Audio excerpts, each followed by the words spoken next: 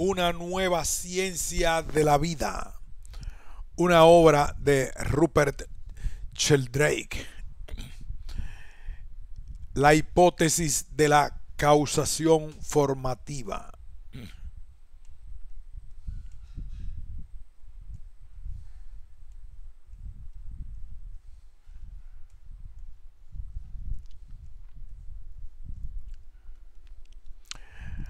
Prólogo a la segunda edición española.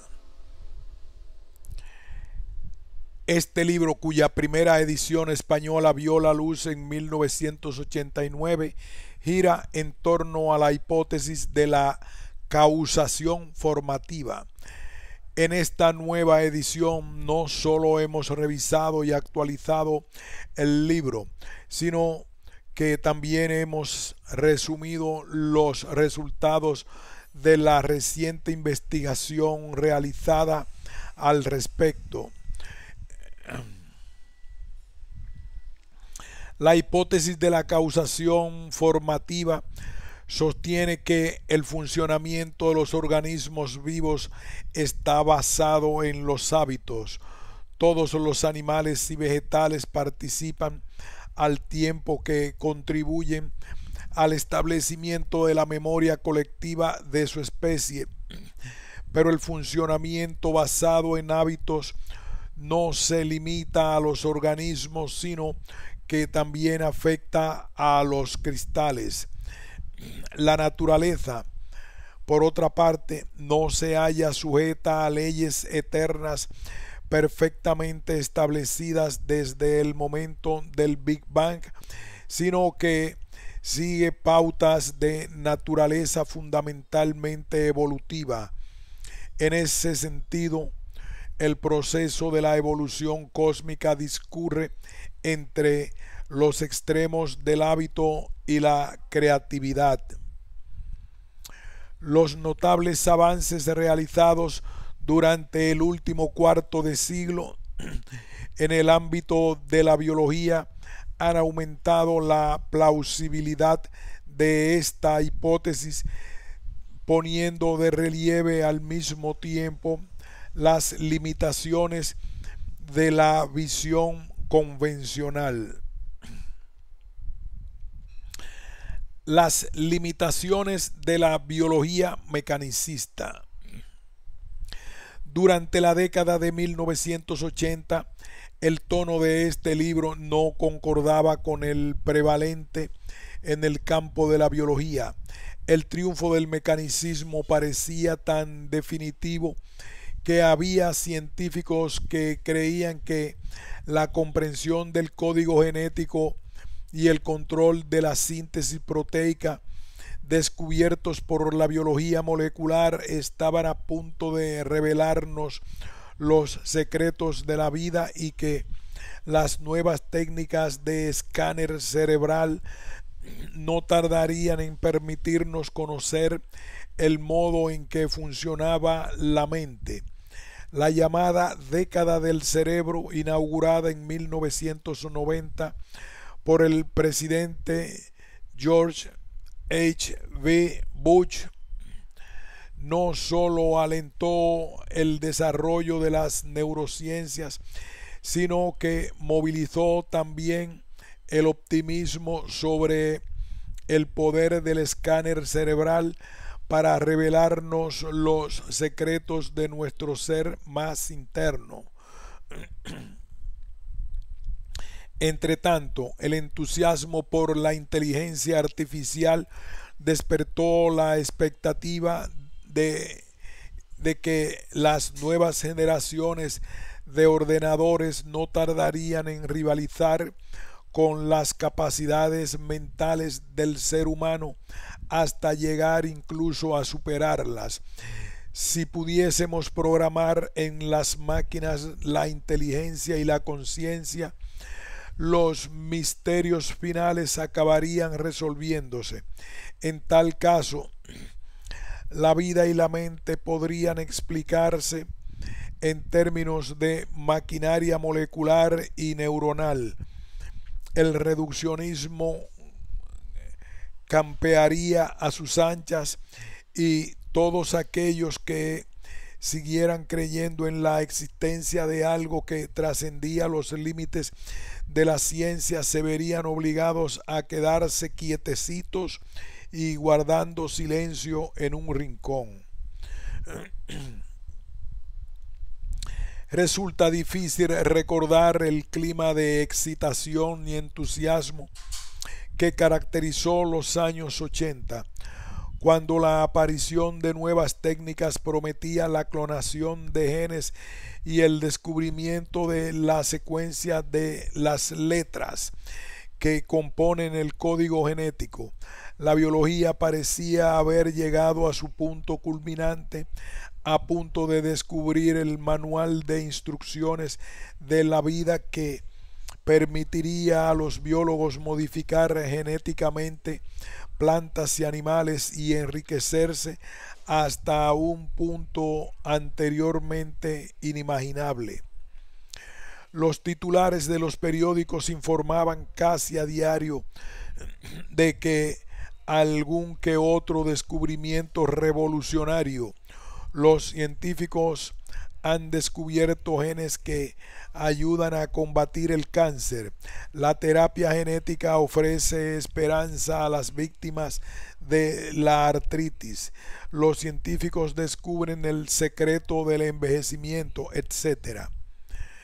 La nueva genética parecía tan prometedora que el amplio espectro de los investigadores de las ciencias biológicas, desde la zoología hasta la microbiología, se aprestaron a aplicar sus novedosas técnicas a su especialidad. El avance fue tan espectacular que abrió la posibilidad tan amplia como ambiciosa de identificar la secuencia de los genes que componen el genoma humano, como dijo Walter Gilbert de la Universidad de Harvard. La búsqueda del santo grial de nuestra identidad biológica está a punto de alcanzar su fase culminante. El objetivo último consiste en el logro de todos los detalles de nuestro genoma. Así fue como en la década de 1990 se puso formalmente en marcha, con un presupuesto de 3.000 millones de dólares, el proyecto del genoma humano. Este proyecto reflejó también el deliberado intento de que la biología, que hasta entonces se había movido en una dimensión más bien artesanal, empezase a ser considerada también una gran ciencia. El presupuesto destinado a la física era inmenso debido en gran medida a la Guerra Fría, que asignaba verdaderas fortunas al desarrollo de los misiles, la bomba de hidrógeno, la llamada Guerra de las Galaxias, los aceleradores de partículas, el programa espacial y el telescopio espacial Hubble. Los biólogos se habían pasado la vida envidiando a la física y anhelaban en consecuencia una época en la que la biología alcanzase un prestigio merecedor de presupuestos igualmente multimillonarios. A todas estas expectativas pretendía responder el proyecto del genoma humano. La especulación también condujo durante la década de 1990 a un boom en el sector biotecnológico que alcanzó su punto culminante en el año 2000, pero es que además del proyecto Genoma Humano oficial, Celera Genomics contaba con otro proyecto privado dirigido por Craig Venter, cuyo objetivo consistía en patentar y gestionar comercialmente los derechos de centenares de genes humanos. No es de extrañar que su valor en el mercado, como el de muchas otras empresas dedicadas al ámbito de la biotecnología, se disparase durante los primeros meses del 2000 hasta alcanzar cotas de auténtico vértigo.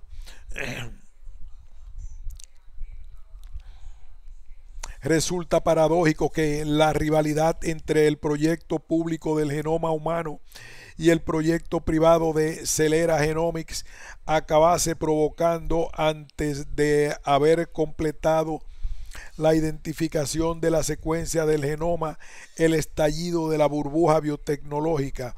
En marzo del 2000, los líderes del proyecto público del genoma declararon que toda la información que descubriesen sería de dominio público.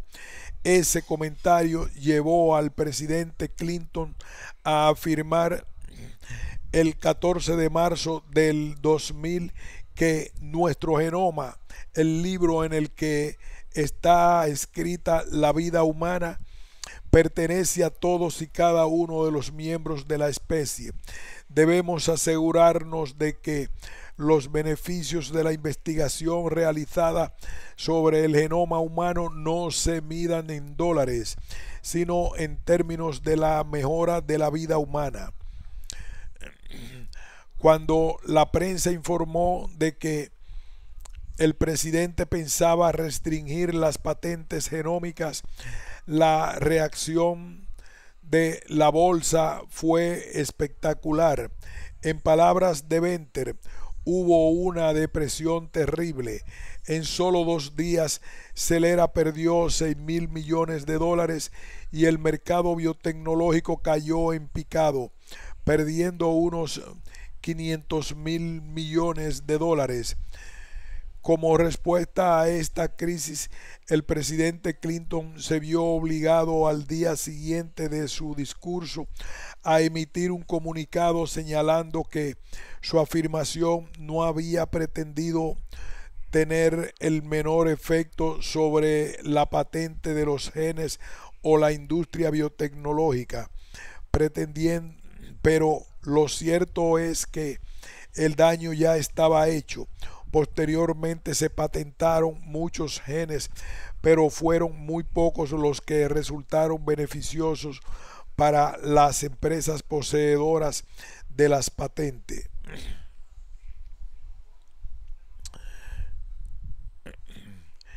El presidente Clinton y el primer ministro británico Tony Blair, junto a Craig Venter y Francis Collins, director del proyecto oficial del genoma humano, anunciaron el 16 de junio del 2000 la presentación del primer esbozo del genoma humano en una conferencia de prensa que tuvo lugar en la Casa Blanca.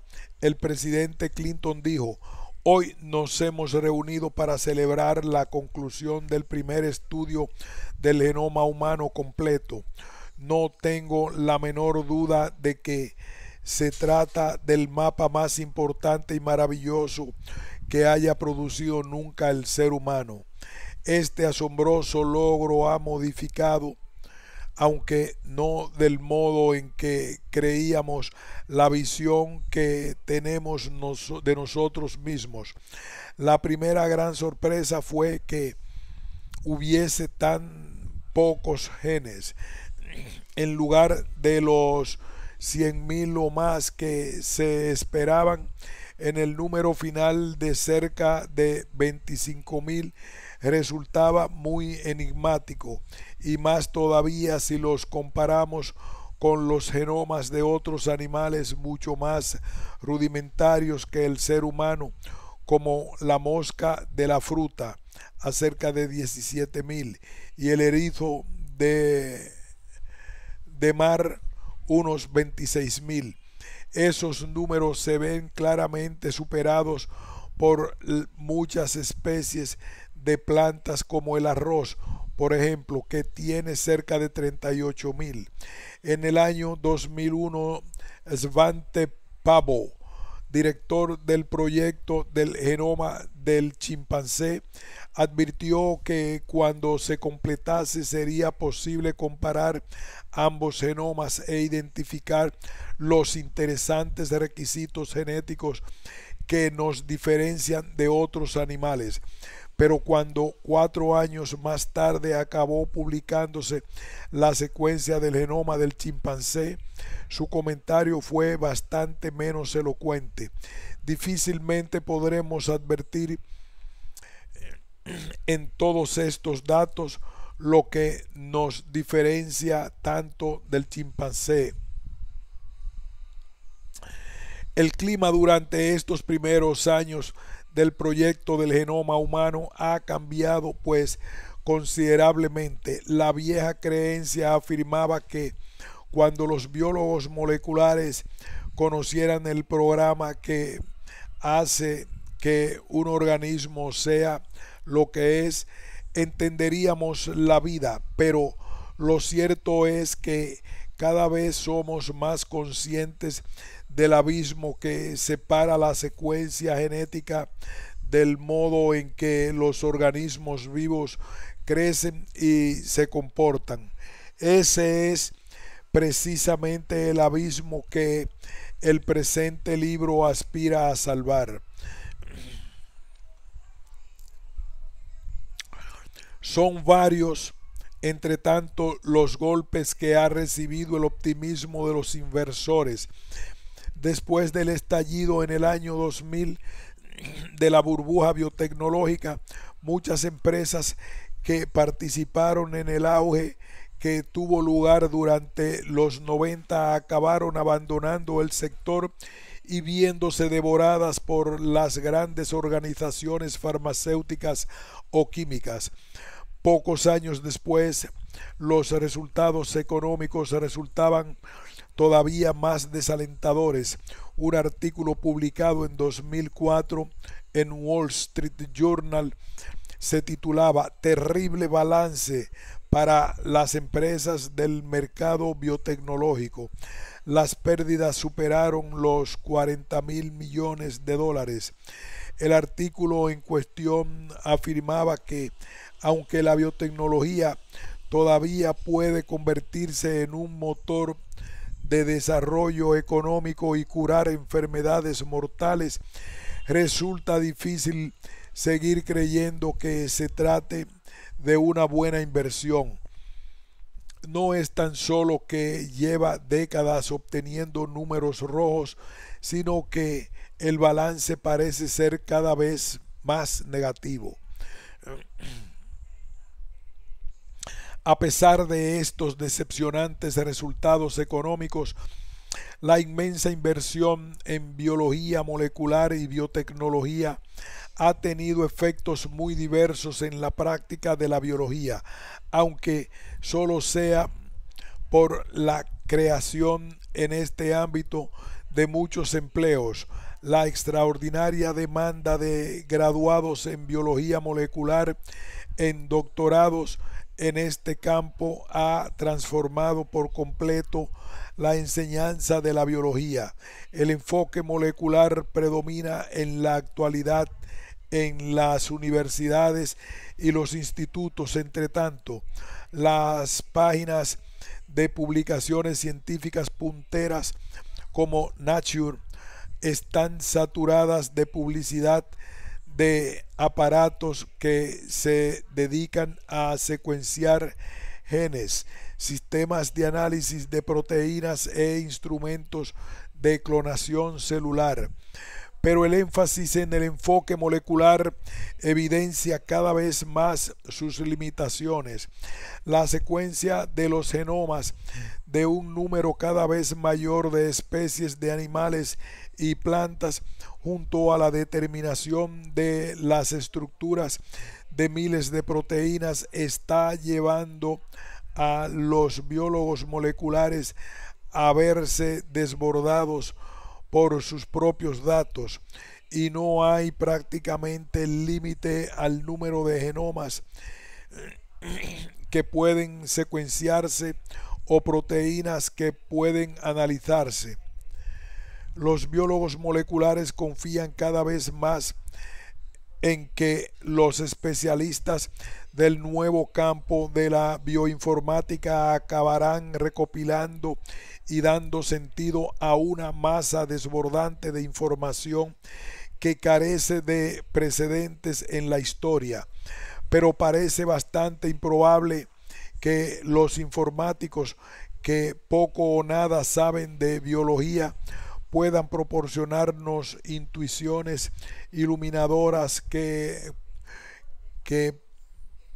quedan fuera del alcance de los biólogos moleculares.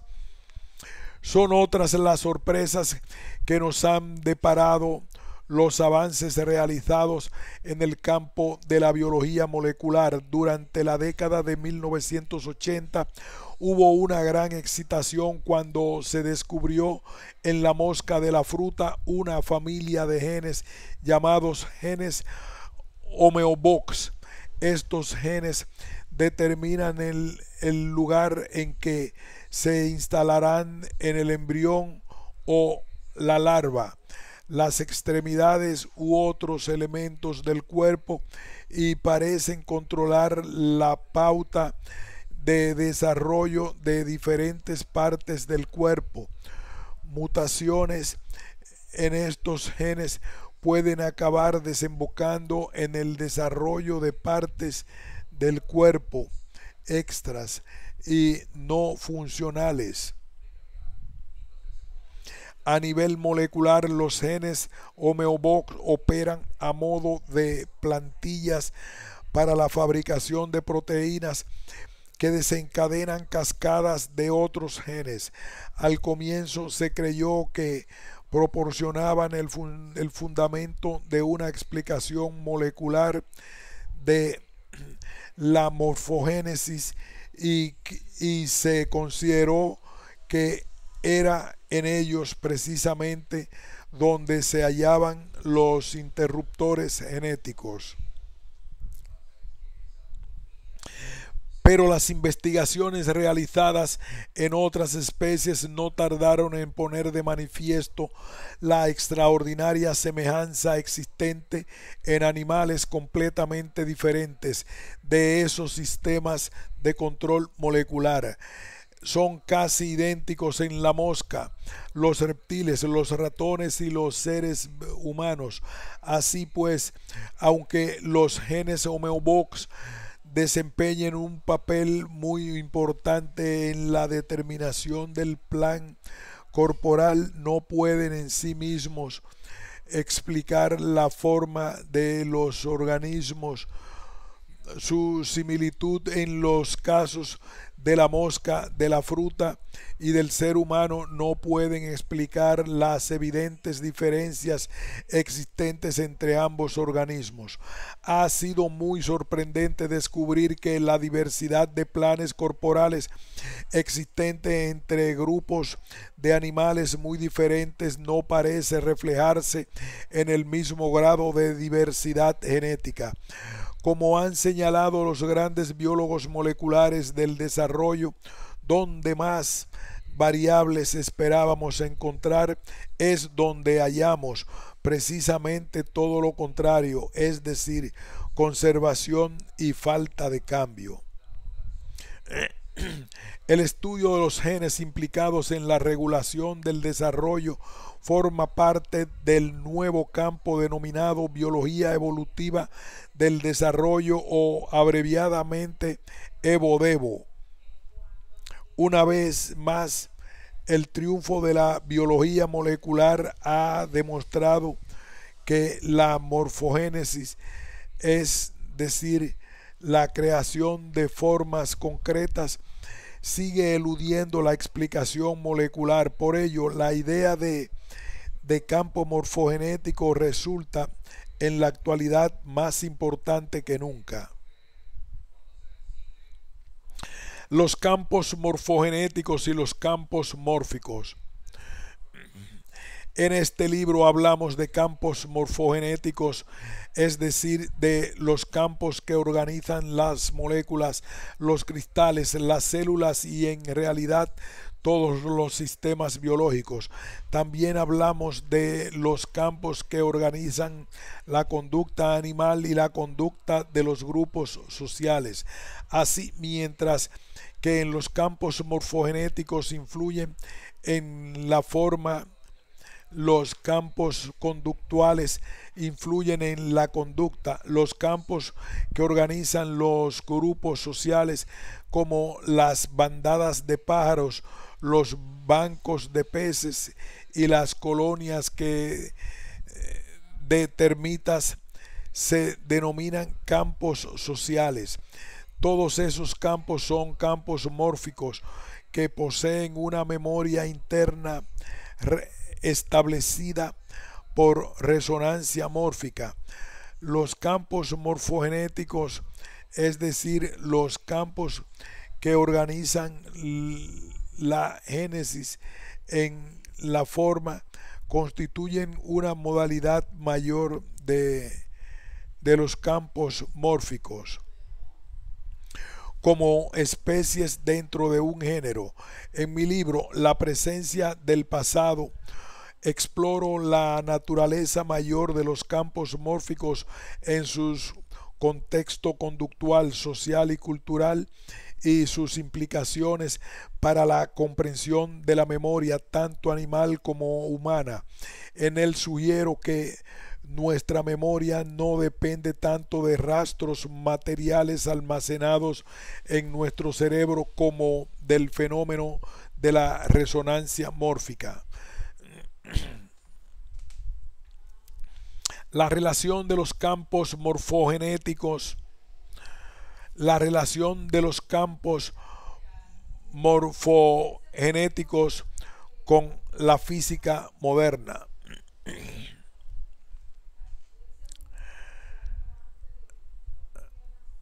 Una de las paradojas de la ciencia del siglo XX fue que la teoría cuántica provocó un cambio revolucionario de perspectiva en el campo de la física, que puso de relieve los límites de la visión reduccionista, mientras la biología, por el contrario, se movía en la dirección contraria, alejándose de los enfoques holísticos y acercándose a un reduccionismo cada vez más estrecho. Como dijo en cierta ocasión el físico cuántico Hans Peter Dürr, el énfasis original en la totalidad al considerar los seres vivos, su forma y su Hellstatt, se ha visto reemplazado por una descripción fragmentadora y funcionalista en la que la explicación de la secuencia de eventos se centra en las sustancias, la materia y sus bloques de construcción, las moléculas y sus interacciones. Pero lo más sorprendente de este acercamiento del holismo e incluso del vitalismo a la biología molecular es que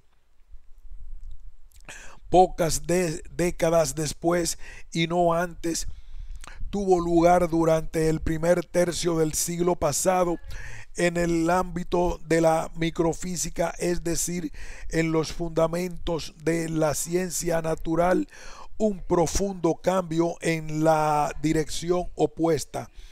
Este cambio puso de manifiesto las limitaciones de la visión fragmentadora y reduccionista, al tiempo que evidenció en la sustancia divisible aspectos curiosamente holísticos. Muchos biólogos siguen tratando de reducir el fenómeno de la vida y de la mente a la física mecanicista del siglo XIX, pero lo cierto es que la física ha seguido avanzando más allá de ese punto. Y la verdad es que la física cuántica proporciona a los campos mórficos un entorno mucho más acogedor que la física clásica.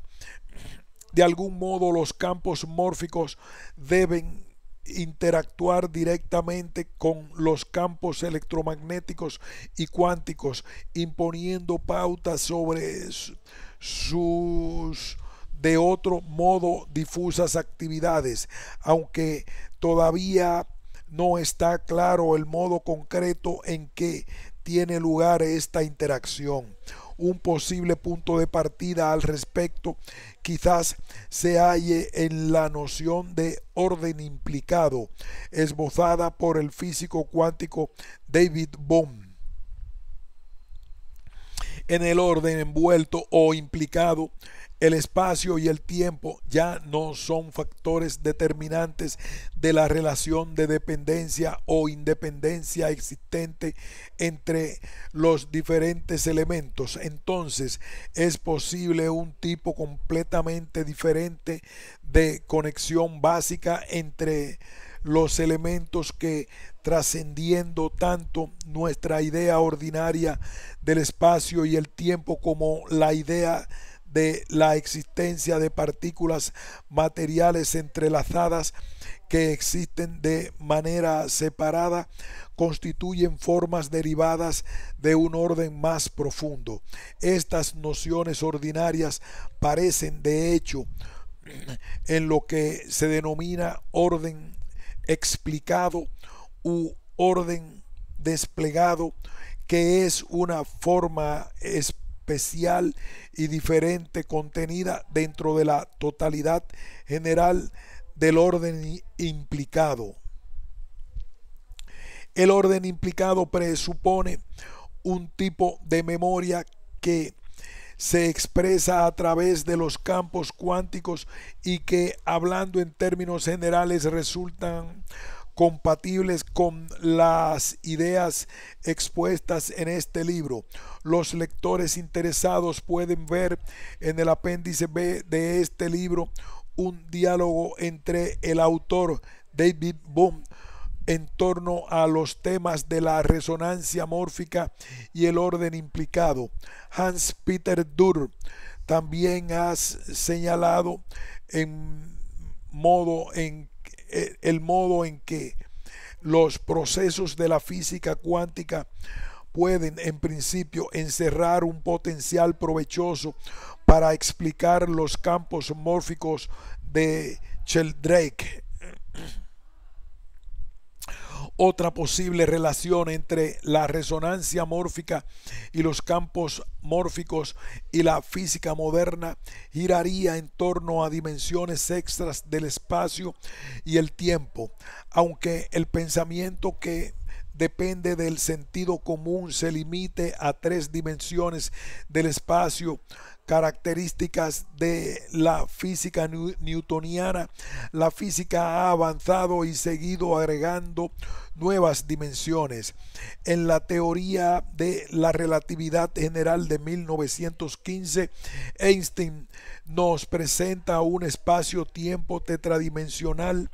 Durante la década de 1920, la teoría de Kaluza-Klein expandía en un intento de descubrir una teoría que unificase los campos gravitatorio y electromagnético, el espacio-tiempo a 5 dimensiones. La moderna expectativa de unificar los campos conocidos de la física, incluidas las fuerzas nucleares fuerte y débil, se centra hoy en día fundamentalmente en las teorías de las supercuerdas, que habla de 10 dimensiones. En la teoría M, abreviatura de teoría máster, que habla de 12,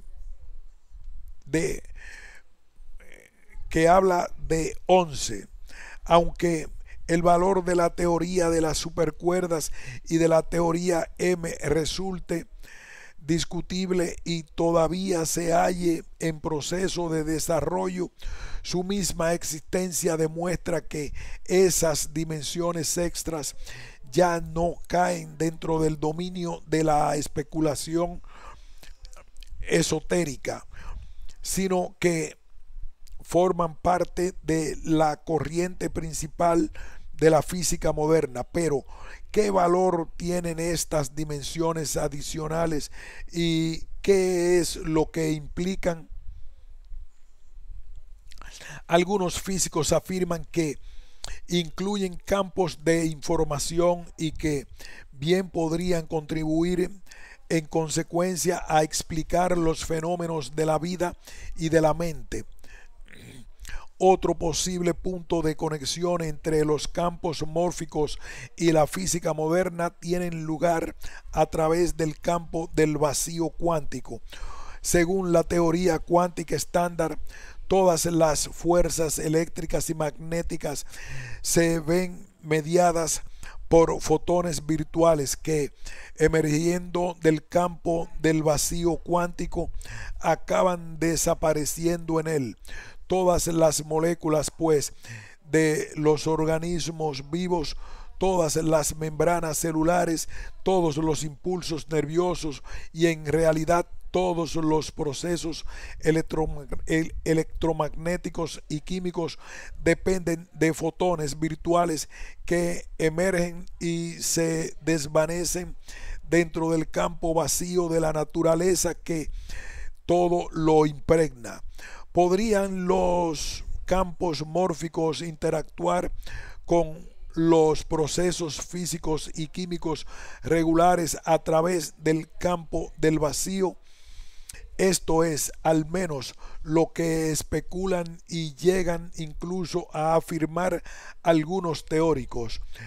Este tipo de teorías puede ayudarnos a vincular los campos mórficos y la resonancia mórfica y la física del futuro. Nadie sabe por el momento el tipo de relación que existe entre la morfogénesis y la física, convencional o no convencional.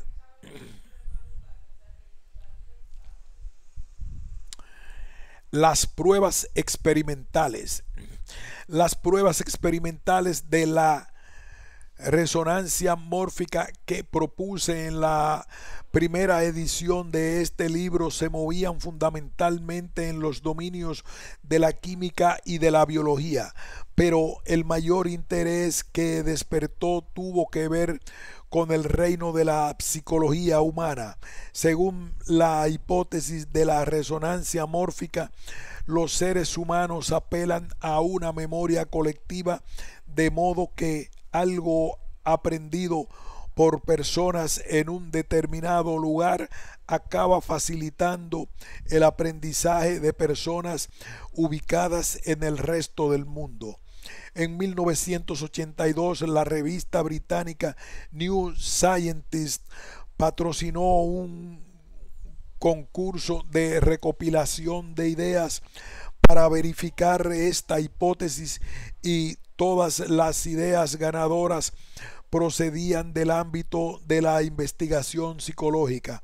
Al mismo tiempo, un grupo de expertos estadounidenses, el Turrington Group de Nueva York, ofreció un premio de $10,000 para la prueba que mejor sirviera para corroborar esta hipótesis. De nuevo, en este caso, los ganadores procedían del reino de la psicología y proporcionaron evidencias que apoyaban la hipótesis de la resonancia mórfica. Todos estos resultados se vieron recopilados en mi segundo libro titulado La presencia del pasado, 1988. En el apéndice A presento los resultados de la reciente investigación realizada sobre la resonancia mórfica en los ámbitos de la psicología y la conducta animal, y ofrezco un abanico de nuevas pruebas sobre la resonancia mórfica en los ámbitos de la física, la química y la biología, la psicología y la informática. Una nueva manera de hacer ciencia. Desde la década de 1990, la mayor parte de mi investigación experimental se ha centrado en el papel desempeñado por los campos mórficos en la conducta social de los animales y el ser humano. En mis libros, 7 experimentos que pueden cambiar el mundo, 1994, de perros que saben que sus amos están camino de casa, 1999, y El séptimo sentido, 2003. Resumo los estudios que al respecto he realizado sobre aspectos inexplicables de la conducta animal y humana. Estas investigaciones están más ligadas a los aspectos espaciales de los campos mórficos que a la resonancia mórfica, que es la que proporciona a estos campos su dimensión temporal o histórica. Esta investigación es radical en 2 sentidos diferentes, porque no solo esboza un nuevo tipo de pensamiento científico, sino una nueva manera también de hacer ciencia. Este es el tema principal que he abordado en 7 experimentos que pueden cambiar el mundo.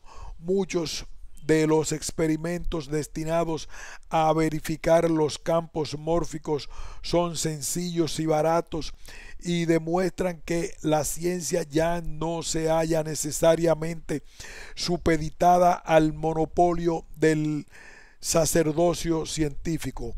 La investigación realizada por las fronteras de la ciencia se encuentra actualmente abierta a la participación de estudiantes y de no profesionales. Son ya miles los no profesionales que han contribuido a esta investigación, proporcionando historias relacionadas con capacidades inexplicadas de los animales y de los seres humanos en pruebas en las que participan animales tales como los perros, gatos, caballos y loros, y en experimentos con sus familiares y amigos y con compañeros de la escuela, en el instituto o la universidad. Son decenas los proyectos esbozados por estudiantes sobre temas ligados a los campos mórficos, incluidos varios que han ganado premios en competiciones científicas. La mayor parte de esta investigación está resumida en de perros que saben que sus amos están camino de casa y El séptimo sentido. Entre tanto, cualquier lector que quiera participar en mi experimentación actual pueden hacerlo a través del portal Online Experiments de mi website sheldrake.org. Algunos de los experimentos que presento aquí requieren el uso de internet, mientras que en otros basta simplemente con el uso del teléfono móvil. Se trata de pruebas que pueden convertirse perfectamente en tareas para casa del instituto o de la universidad. Son divertidas de hacer. Ilustran los principios de la estadística y del control experimental y constituyen una valiosa contribución a la investigación que al respecto está llevándose a cabo. Parte de la investigación científica más innovadora se hallaba en el pasado en manos de aficionados. Charles Darwin, por ejemplo, jamás ocupó un cargo institucional, sino que trataba independientemente en su casa, estudiando percebes, criando palomas y experimentando en el jardín con sus hijos.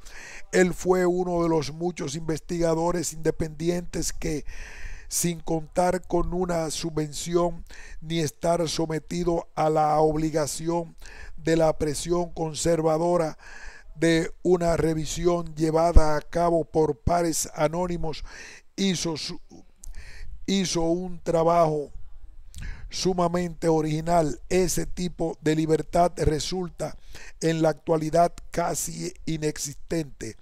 La ciencia desde finales del siglo XIX ha ido profesionalizándose y desde la década de 1950 ha habido una gran expansión de la investigación institucional, pero son muy pocos en la actualidad los científicos independientes, en el más conocido de los cuales es James Lovelock, el principal defensor de la hipótesis Gaia. Cada vez son más favorables, sin embargo, las condiciones para una participación más generalizada en la ciencia. Son centenares de miles las personas las que hoy en día poseen una formación científica. El poder de la informática, que hasta no hace mucho era patrimonio exclusivo de las grandes empresas, resulta hoy accesible a casi todo el mundo. Internet posibilita un acceso a la información que en las últimas décadas resultaba impensable, al tiempo que proporciona un medio de comunicación que carece también de las precedentes. Son muchas además en la actualidad las personas que tienen tiempo libre. Cada año miles de los estudiantes emprenden como parte de su proceso de formación proyectos de investigación científica, y en muchos casos se trata de oportunidades auténticamente pioneras, y son muchas las redes y asociaciones informales ilustrativas de modelos de comunidades de investigadores que se mueven por su cuenta, tanto dentro como fuera de las instituciones científicas. La ciencia puede volver, como sucedió en sus estadios más creativos, a alimentarse de raíces, y la investigación puede desarrollarse a partir del interés personal sobre la naturaleza de que se vea sofocada por las presiones de la vida institucional. Afortunadamente, el interés por la naturaleza es más intenso en los aficionados que en los profesionales. Yo creo que la ciencia tiene que democratizarse, pero no solo en las regiones fronterizas de la investigación controvertida, sino en otros dominios más convencionales. La ciencia, independientemente de que se haya movido en los regímenes monárquicos, en estados comunistas o en democracias liberales, siempre ha sido elitista y poco democrática. En la actualidad, sin embargo, resulta cada vez más jerárquica, un rasgo que debe solucionarse. El tipo de investigación que puede llevarse actualmente a cabo no tiene tanto que ver con la imaginación como con los comités de asignación de fondos, y por lo que resulta todavía más importante es que el poder de esos comités se concentra cada vez más en manos de viejas empresas. Los jóvenes graduados con contratos provisionales constituyen una subclase científica cada vez más poblada. En Estados Unidos, la proporción de becas biomédicas otorgadas a los investigadores de menos de 35 años cayó en picado desde el 23% en 1980 hasta el 4% en 2003. Y hay que decir que esas son malas noticias, porque en la medida en que la ciencia tiene más que ver con el ascenso en el escalón profesional de las empresas y menos con surcar los cielos de la mente, la desconfianza pública en los científicos en su trabajo parece crecer. Aquí hacemos una pausa y continuaremos más adelante en este punto sobre una encuesta realizada en el año 2000 por el gobierno británico sobre la actitud del público hacia la ciencia. Pausamos.